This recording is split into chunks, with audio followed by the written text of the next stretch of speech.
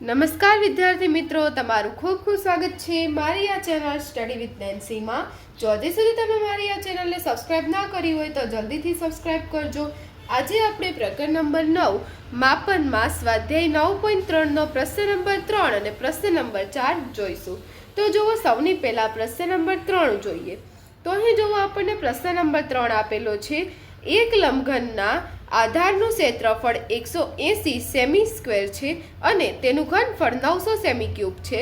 તો તે લંબઘનની ઊંચાઈ શોધો. કે અહીં લંબઘન છે એનું આધારનું ક્ષેત્રફળ, આધાર કે એની નીચે જે પાયો હોય છે એ આધારનું ક્ષેત્રફળ આપણને આપી દીધું છે 180 સેન્ટીમીટરનો વર્ગ, અને એનું ઘનફળ આપ્યું છે એ કેટલું આપેલું છે 900 સેન્ટીમીટરનો ક્યુબ આપેલો છે. તો એને આપણે એની ઊંચાઈ શોધવાની છે, લંબઘનની ઊંચાઈ શોધવાની છે. તો અહીં આપણને શું આપ્યું છે? આધારનું ક્ષેત્રફળ. તો લખીએ અહીં આધારનું ક્ષેત્રફળ. જ્યારે આધારનું ક્ષેત્રફળનું સૂત્ર શું થાય? આધારનું ક્ષેત્રફળ બરાબર કે જે આધાર હોય એમાં શું હોય? લંબાઈ હોય ને પહોળાઈ હોય. એટલે આધારના ક્ષેત્રફળનું સૂત્ર થાય લંબાઈ ગુણ્યા પહોળાઈ. એટલે આપણે એક જાતનું લંબચોરસ લઈએ, લંબચોરસનું ક્ષેત્રફળ આપણે કઈ રીતે ગોતીએ એવી જ રીતે આધારનું ક્ષેત્રફળ બને. કારણ કે લંબઘન હોય તો લંબઘનની જે નીચેનો આધાર હોય એ શું બનવાનો છે? લંબચોરસ જ બનવાનો છે. એટલે આધારનું ક્ષેત્રફળ કેટલું થશે? લંબઘનના આધારનું ક્ષેત્રફળ એટલે કે લંબાઈ ગુણ્યા પહોળાઈ કેટલું થાય? બરાબર 180 સેન્ટીમીટર ક્યુબ આપણને આપેલું છે. 180 સેન્ટીમીટર સ્ક્વેર. હવે બીજું આપણને રકમમાં આપેલું છે ઘનફળ, કે લંબઘનનું ઘનફળ. તો લંબઘનના ઘનફળનું સૂત્ર શું છે? કે લંબઘનના ઘનફળનું સૂત્ર છે લંબાઈ ગુણ્યા પહોળાઈ ગુણ્યા ઊંચાઈ. શું થશે? લંબાઈ, પહોળાઈ ને ઊંચાઈ ત્રણેયનો ગુણાકાર એટલે શું થઈ જાય? ઘનફળ. તો અહીં લંબાઈ ગુણ્યા પહોળાઈ આના બરાબર આપણને શું આપેલું છે? 900 સેમી ક્યુબ આપેલું છે રકમમાં જ, 900 સેમી ક્યુબ. હવે આપણને લંબાઈ ને પહોળાઈની કિંમત ખબર છે. કેટલી છે લંબાઈ ને પહોળાઈની કિંમત? 180 અને એને ગુણ્યા h બરાબર શું થઈ જશે? 900. હવે આપણે શોધવું શું છે? h શોધવું છે. તો h ને આપણે શું કરશું? સૂત્ર કરતા કરીએ તો જે 180 છે એ h સાથે ઊંચાઈ સાથે ગુણાકારમાં હતા, બીજી બાજુ જાય તો શું થઈ જશે? ભાગાકાર થઈ જશે, એટલે એ છેદમાં આવશે. અહીં જે 180 અંશમાં હતા બીજી બાજુ જાય બરાબરની બીજી બાજુ, એટલે એની જે નિશાની છે ગુણાકાર હતું એની જગ્યાએ ભાગાકાર થાય. તો હવે જો અહીંયા 0 0 કટ થઈ જશે અને 90 ભાગ્યા 18 એટલે 18 પંચા 90 થાય, 18 પંચા 90 થાય, 90 કટ થઈ જાય, 18 18 કટ થઈ જાય. તો h બરાબર આપણને કેટલું મળે? 5 સેન્ટીમીટર. 5 સેન્ટીમીટર કેવી રીતે મળશે? કારણ કે આ જે 900 હતું એ સેમી ક્યુબ હતું ને નીચે સેમી સ્ક્વેર હતો. તો ક્યુબ ને સ્ક્વેર આપણે કટ કરીએ તો 1 ઘાત આવે એટલે 5 સેમી. એટલે આપણને લંબઘનની ઊંચાઈ મળી ગઈ. કેટલી થશે? 5 સેમી. એટલે આપણે લખી દઈએ તેથી લંબઘનની ઊંચાઈ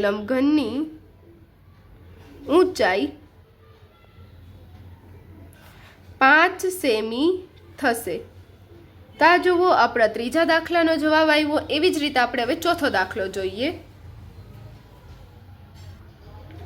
તો હવે જુઓ, ચોથો દાખલો આપેલો છે કે લંબઘનનું માપ 60 semi into 54 semi into 30 semi છે.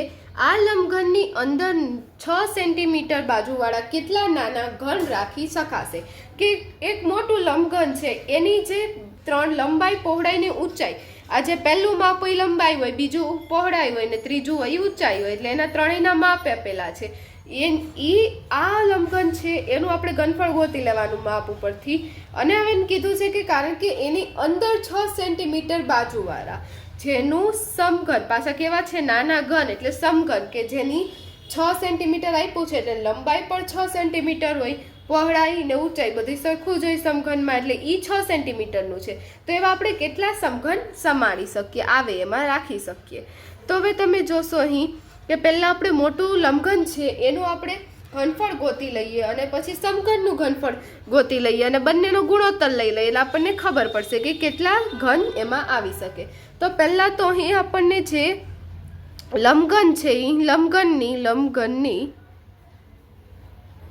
જે લંબાઈ છે, લંબાઈ કેટલી આપી છે? 60 સેન્ટીમીટર. લંબઘનની લંબાઈ 60 સેન્ટીમીટર પછી પહોળાઈ છે, પહોળાઈ કેટલી આપી છે, પહોળાઈ બરાબર 54 સેન્ટીમીટર. એવી જ રીતે ઊંચાઈ કેટલી આપેલી છે, 30 સેન્ટીમીટર.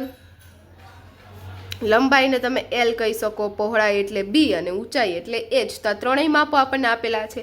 એના ઉપરથી ઘનફળ શોધી લઈએ કે લંબઘનનું ઘનફળ બરાબર લંબઘનનું ઘનફળ. તો લંબઘનનું ઘનફળ બરાબર શું થઈ જશે, લંબાઈ ગુણ્યા પહોળાઈ ગુણ્યા ઊંચાઈ. તો હવે લંબાઈ કેટલી છે, 60 સેન્ટીમીટર, પહોળાઈ કેટલી છે, 54 સેન્ટીમીટર અને ઊંચાઈ કેટલી છે, 30 સેન્ટીમીટર. તો હવે આ ત્રણેયનો ગુણાકાર કરીએ, 60 ગુણ્યા 54 ગુણ્યા 30. તો આમાં આપણને ઇઝી પડે એના માટે આપણે શું કરી શકીએ કે 6 તેરી કેટલા થાય, પહેલાં આ બંને ઇઝી થશે ગુણાકાર આ બંનેનો, એટલે એનો ગુણાકાર કરી લઈએ. 6 તેરી 18 અને આ એક 0 ના 0 એટલે પાછળ 2 0 લગાડી દેવાના. હવે એને ગુણ્યા 54 કરીએ એટલે આનો આપણે જ્યારે ગુણાકાર કરીશું સાઈડમાં, તેનો ગુણાકારનો જવાબ આવશે 972 અને પાછળ આ 2 0. 54 ગુણ્યા 18 કેટલા થશે, 972 થાય અને પાછળ 2 0 લગાડી દઈએ તો આપણને ઘનફળ મળી ગયું. ઘનફળ કેમાં હોય, સેન્ટીમીટર ક્યુબ થઈ જશે, કારણ કે 3 વાર સેન્ટીમીટરનો ગુણાકાર થયો છે. તો આપણને જે લંબઘન છે એ લંબઘનનું ઘનફળ મળી ગયું. હવે લંબઘનનું ઘનફળ મળી ગયું, એ ઉપરથી આપણે હવે જે સમઘન છે એનું આપણે ઘનફળ મેળવી લઈએ. તો હવે સમઘનનું ઘનફળ, તો સમઘનના ઘનફળનું સૂત્ર શું થશે, લંબાઈનો ઘન એલ ક્યુબ. હવે લંબાઈ આપણને આપેલી છે કેટલી છે, 6 સેન્ટીમીટર, એનો ક્યુબ આખાનો. તો હવે 6 સેન્ટીમીટર એટલે કે 6 ગુણ્યા 6 ગુણ્યા 6. તો 6 ગુણ્યા 6 કેટલા થાય, 36. ઓમાં 6 નો ક્યુબ આપણને યાદ હોય તો સીધું તમે લખી શકો, વરના 36 ગુણાકારમાં 6 તમે લખી દો તો કેટલું થશે, 216. 216 સેન્ટીમીટર ક્યુબ. તો આ આપણને સમઘનનું ઘનફળ મળી ગયું, લંબઘનનું મળી ગયું, સમઘનનું મળી ગયું. હવે આપણે જાણવું છે કેટલા ઘન એની અંદર સમાઈ શકે, કેટલા ઘન એમાં આપણે રાખી શકીએ. તો ઘનની સંખ્યા બરાબર શું થઈ જશે, આ જે ઉપર લંબઘનનું ઘનફળ હતું એના છેદમાં સમઘનનું ઘનફળ. તો લંબઘનનું ઘનફળ કેટલું હતું, 97200 હતું અને એના છેદમાં સમઘનનું ઘનફળ કેટલું હતું, 216 હતું. તો 97200 ના છેદમાં 216 એનો આપણે ભાગાકાર કરીએ તો આપણને જવાબ આવશે 450. એટલે અંદર કેટલા એની અંદર ઘન રાખી શકાશે, તો આમ કુલ 450 ઘન રાખી શકાશે. તા જુઓ આપણો જે ચોથો પ્રશ્ન હતો, ચોથા પ્રશ્નનો જવાબ આવી ગયો. અહીં આપણો પ્રશ્ન નંબર 3 અને 4 પૂર્ણ થાય છે. જો તમને વિડીયો પસંદ આવ્યો હોય તો લાઈક શેર સબસ્ક્રાઈબ કરજો. જો હજી સુધી તમે મારી આ ચેનલને સબસ્ક્રાઈબ ના કરી હોય તો જલ્દીથી સબસ્ક્રાઈબ કરજો, જેથી તમને મારા બધા જ વિડીયો સૌની પહેલાં મળી રહે. Thanks for watching.